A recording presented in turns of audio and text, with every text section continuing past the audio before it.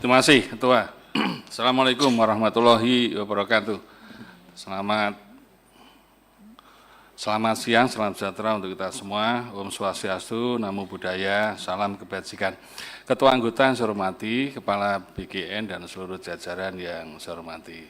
Saya tetap mendoakan Pak Kepala Badan sehat, Pak, dan teman-teman BGN kompak dan bersatu, karena ke depan semakin berat, Pak. Pertama, saya beri apresiasi dulu, Pak. Rapat kemarin dampaknya besar. Dan saya apresiasi Satgas MBG di kabupaten kota, pemerintah daerah sudah mulai berjalan, Pak. Dan itu bagus untuk memperkuat tata kelola SPPG, dan mereka mulai sadar tentang apa itu SLHS, penjamin makanan. Akhirnya mereka juga turun ke sekolah-sekolah, ke dapur-dapur. Ini saya kira bentuk gotong royong yang bagus, dan itu yang kita harapkan dari rapat yang lalu. Saya juga beri apresiasi Bu Nani diangkat jadi Ketua Pelaksana Harian Program MBG, top itu. Jadi Pak Dadan fokus ngurusi 30.000 dapur, Bu Nani ngurusi yang ruwet-ruwet. Nah, karena yang ruwet ke depan ini soal supply chain, Bu. Jadi Menteri Keuangan sudah menyatakan bahwa MBG ini yang paling besar dampaknya adalah pemerataan dan pertumbuhan ekonomi. Dan itu kalau nggak dilakukan dengan baik, terlambat nanti yang terjadi inflasi. Ini yang Bu Nani ke depan ini PR-nya di situ. Apalagi ada di 3 Menko dan ada di 13 menteri lembaga. Kalau sampai nggak bisa menangkap pertumbuhan dan pemerataan ekonomi, maka rakyat yang rugi. Ini yang penting. Jadi Bu Nani, ini PR berat Bu Nani. Biar nanti bagi tugasnya dengan Pak Kepala Badan enak itu. Satu urusan 30 SPPG, yang satu urusan supply chain. Saya membaca betul itu tulisan BGN itu, satu dapur butuh 4.000 populasi ayam bertelur. Di Grobogan ada 125 dapur, saya hitung 500.000 populasi ayam bertelur. Saya kumpulkan petani, asosiasi peternak telur ayam itu, hanya mampu sekitar 200.000. Berarti Grobogan saja kurang 300.000 populasi ayam bertelur. Jadi kalau ini nggak disiapkan mulai sekarang, Januari inflasi. Jadi kontraproduktif dengan apa yang disampaikan dengan Pak Menkyu, semetronomik. Kalau kita terlambat, sementara para kepala daerah itu belum memiliki kesadaran tentang efek ini. Anda bisa lihatlah, mana kepala daerah yang lalu bergerak cepat untuk menyiapkan peternak-peternak telur di wilayah masing-masing. Itu tugasnya Bu Nani ini. Jadi saya nggak mau nanti inflasi. Gerobokan hampir saya dengan 125 dapur, putaran uang 1 tahun 1 triliun. Mana ada uang digelontorkan sebanyak itu untuk pertumbuhan dan pemerataan ekonomi. Jadi saya agak worry juga ketika negara melalui Danantara masuk ke wilayah ini. Biar ini dinikmati oleh peternak. Yang dulu keluarga kita itu, saya waktu kecil kan ibu saya juga beternak telur ayam meskipun hanya 10, 15, ya. Bapakku juga, ini Bu Ketua juga. Saya dulu sekolah kan beli buku aja dari jual ayam telur itu. Nah sekarang kan budaya itu hilang. Jadi ini demand yang demikian tinggi, supply-nya kurang, bahaya. Ini tugas Bu Nani saya ingatkan. Jadi nanti yang pusing tidak lagi Pak Dadan, Bu Nani yang pusing. Jadi saya apresiasi. Yang kedua, karena rapat ini soal anggaran, pengawasan anggaran, saya tetap harus kritisi bahwa pertama di halaman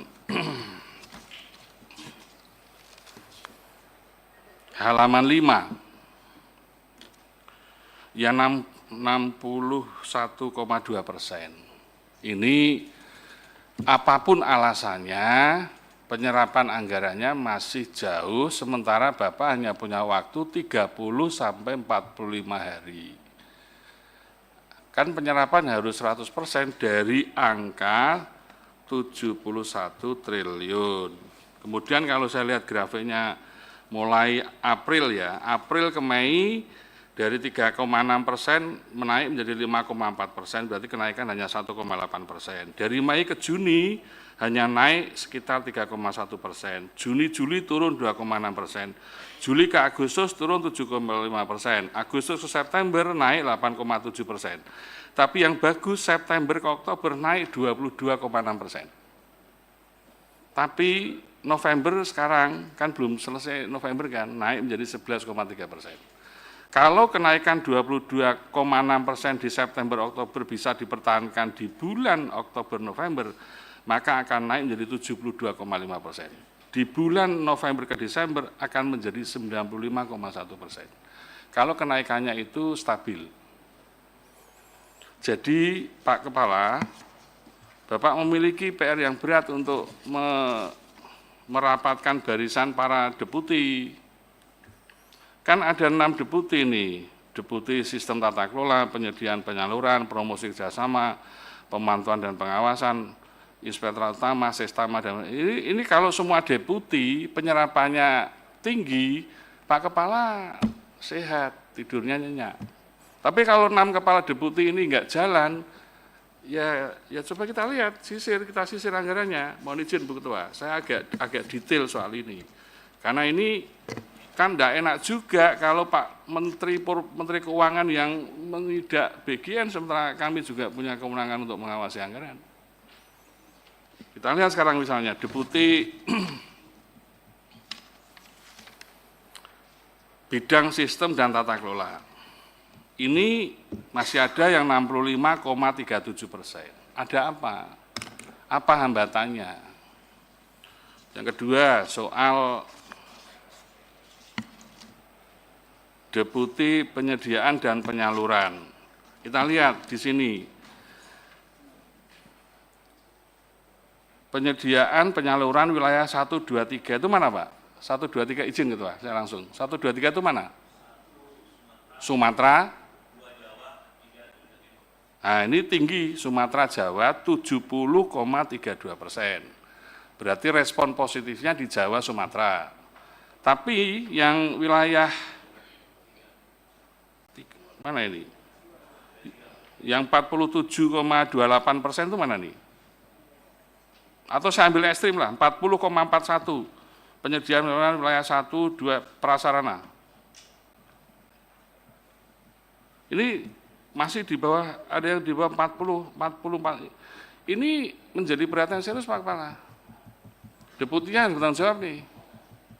Ini soal penyerapan.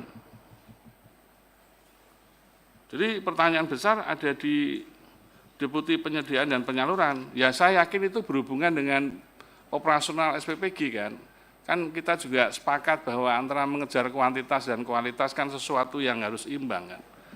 Jadi mohon ini diselesaikan dulu.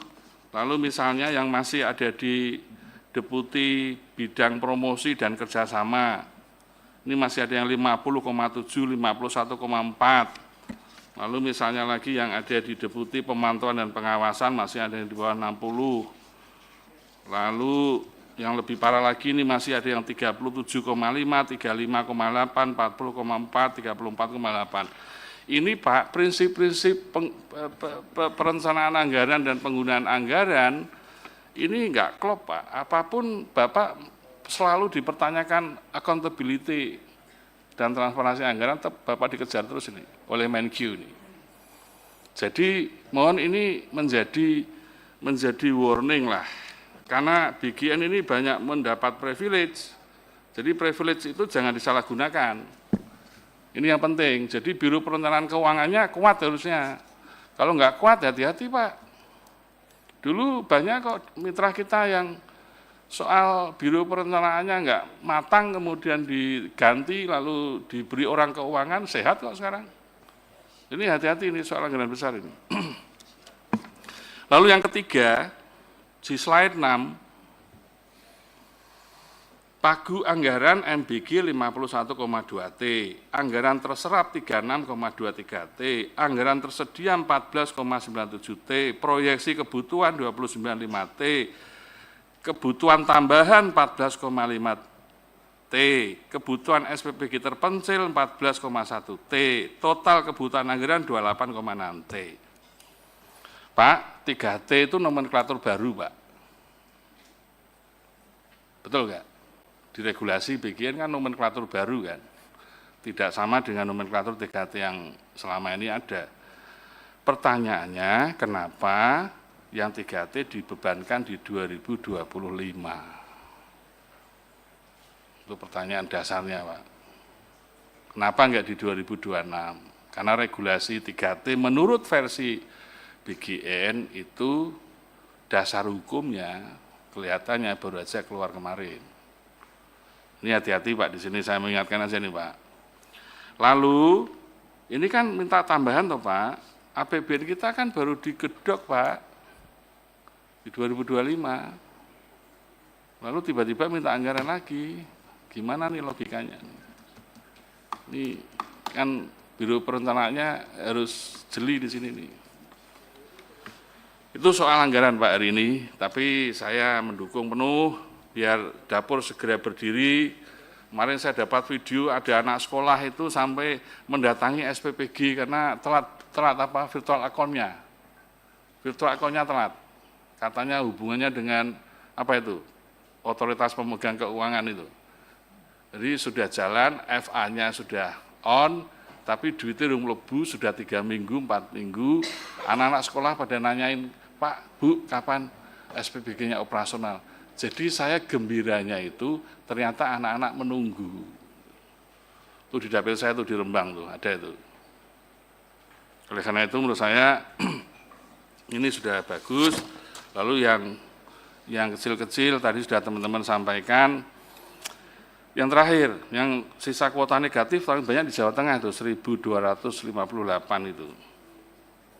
Lalu SLHS penjamah makanan HACCP itu tanggung jawab siapa, Bu? Pak? Ini tanggung jawab BGN atau tanggung jawab mitra? Karena ini proses. Ini proses loh. SLHS itu proses loh. Tanggung jawab siapa nih? BGN apa mitra? Tanggung jawabnya loh ya. Siapa sih yang mengelola MBG ini siapa? SPPG itu milik siapa? Lalu SLHS itu bagian dari proses atau bagian dari sarana yang dikontrak oleh BGN. Definisinya diperjelas dulu. Lalu nanti kalau ada tuntutan HACCP ini tanggung jawab siapa? Mitra atau BGN? Ini tolong